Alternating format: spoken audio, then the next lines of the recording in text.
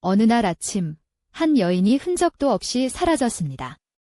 방 안에는 그녀가 쓰던 물건들이 고스란히 남아 있었고, 문을 열고 나가는 것을 목격한 사람도 없었습니다. 이웃들이 산을 뒤지고 들판을 헤쳐도 한 달이 넘도록 아무것도 발견되지 않았습니다.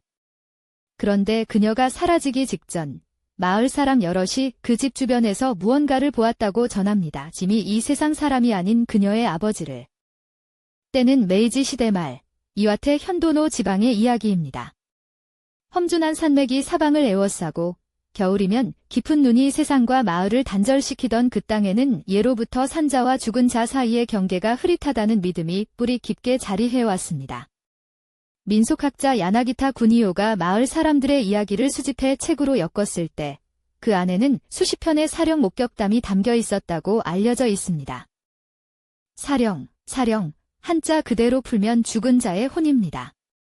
일본 고전 신앙에서 사령은 단순한 유령과는 구별되는 존재로 여겨졌습니다. 이승과 저승의 경계를 완전히 건너지 못한 채 머물러 있으며 살아있는 이에게 직접 영향을 미친다고 전해지는 혼입니다. 어떤 기록에서는 그 이유를 남겨진 이에 대한 끊을 수 없는 그리움이라 하고 또 어떤 기록에서는 미완의 집착 때문이라 전하기도 합니다. 도노 지방에 전해지는 민담 가운데 유독 오래 기억되어 온 이야기 하나가 있습니다. 홀로 딸을 키운 아버지에 관한 이야기입니다. 아버지는 딸을 세상 무엇보다 아꼈고 그 마음이 얼마나 깊었던지 죽어서도 딸의 곁을 떠나려 하지 않았다고 전해집니다. 이 이야기는 단순한 구전 설화가 아니라 민속학의 고전으로 기록에 남은 민담입니다. 어느 해 겨울, 아버지는 세상을 떠났습니다. 임종 직전까지 그는 딸의 손을 놓지 않았다고 전해집니다. 딸을 혼자 두는 것이 못내 마음에 걸렸기 때문이라고 민담은 전합니다. 마을 사람들이 장례를 치렀고 아버지의 몸은 땅에 묻혔습니다. 하지만 이야기는 거기서 끝나지 않았습니다. 아버지가 떠나고 얼마 지나지 않은 어느 밤이었습니다. 딸은 방 안에서 인기척을 느꼈다고 전해집니다. 돌아보니 김이 땅에 묻힌 아버지가 거기 서 있었다는 것입니다. 말도 없이 그저 딸을 바라보며 딸은 소리를 지르지 않았는데 그것이 환영인지 다른 무언가인지 분간이 되지 않았기 때문이라고 민담은 전합니다. 처음엔 한 번이었습니다. 그러나 아버지의 형상은 이후에도 거듭 나타났다고 합니다. 날이 지날수록 딸은 말을 잃어갔고 이웃들은 그녀가 무언가에 이끌리듯 하루하루 기력을 잃어가는 것을 알아채기 시작했습니다. 딸 자신은 이상한 것이 없다고 아버지가 자신을 걱정해서 오는 것뿐이라고 말했다고 전해집니다. 이웃들이 나서기 시작했습니다. 밤마다 딸의 집 주변을 살피며 그 형상이 나타나면 쫓아내려 했다고 합니다. 그러나 민담에 따르면 그 힘을 막을 방도는 없었습니다. 형상은 이쪽을 바라볼 뿐 어떤 방법으로도 가로막을 수가 없었다고 전해집니다.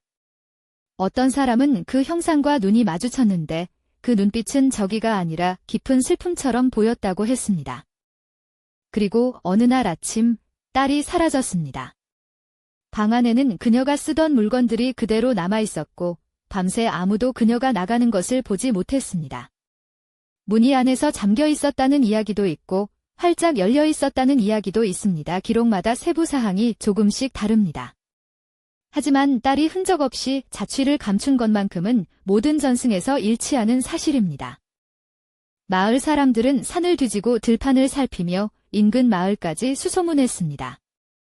그러나 한 달이 지나도 두 달이 다 되도록 딸의 흔적은 발견되지 않았습니다. 문헌에 따르면 딸은 오랜 시간이 흐른 뒤에야 돌아왔다고도 전해지는데 그 이후 어떤 상태였는지 어디에 있었는지에 대해서는 기록이 모호하게 끝납니다. 마치 이야기 자체가 그 답을 피하는 것처럼. 도노의 이야기는 특수한 사례가 아닙니다. 일본 각지의 고전 문헌과 구전 기록에는 비슷한 형태의 사령 목격담이 곳곳에 남아 있습니다. 헤이안 시대의 귀족 일기에는 갑자기 세상을 떠난 가족이 침소에 나타났다는 기록이 전해지고 에도 시대의 설화집에는 먼저 간 남편이 밤마다 아내의 꿈에 나타나 결국 그녀를 이끌어갔다는 이야기가 실려 있다고 알려져 있습니다. 이 이야기들은 하나의 공통점을 가집니다. 사령은 언제나 사랑했던 이의 곁으로 돌아온다는 것입니다.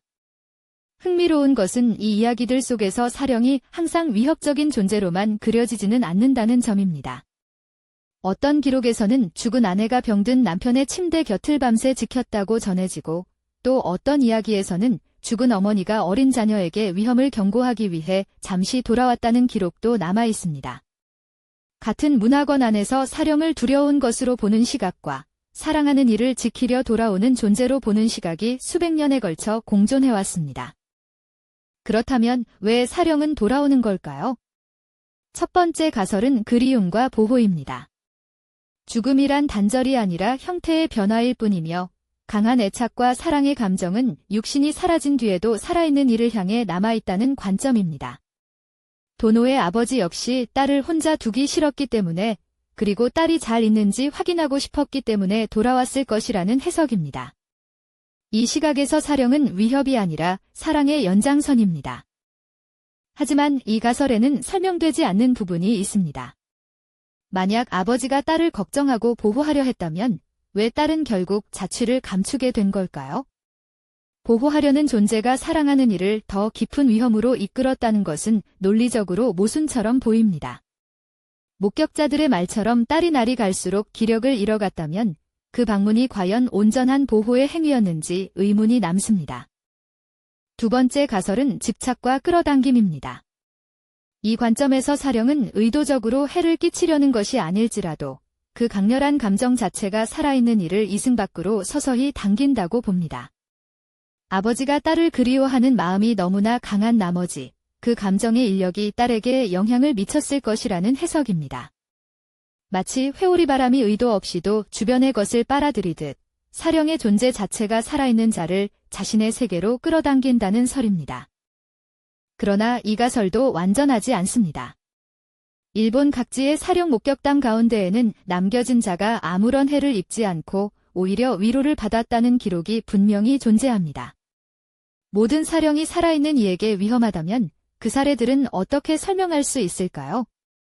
사령의 성질이 죽은 자의 감정 상태에 따라 달라지는 것인지, 아니면 남겨진 이의 심리 상태에 따라 다르게 경험되는 것인지, 이 또한 명확한 답이 없습니다.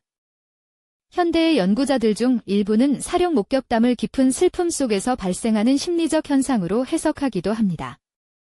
사랑하는 사람을 잃은 뒤 그 사람의 모습을 보거나 목소리를 듣는 경험은 문화권을 막론하고 보고되는 사례이며, 이를 병리적 증상이 아닌에도 과정의 일부로 보는 시각도 있습니다. 그러나 이 설명 역시 도노의 이야기 속 한 가지를 해결하지 못합니다. 딸뿐 아니라 이웃 사람들도 그 형상을 보았다는 사실입니다. 그리움이었을까요? 아니면 집착이었을까요? 보호였을까요? 아니면 끌어당김이었을까요?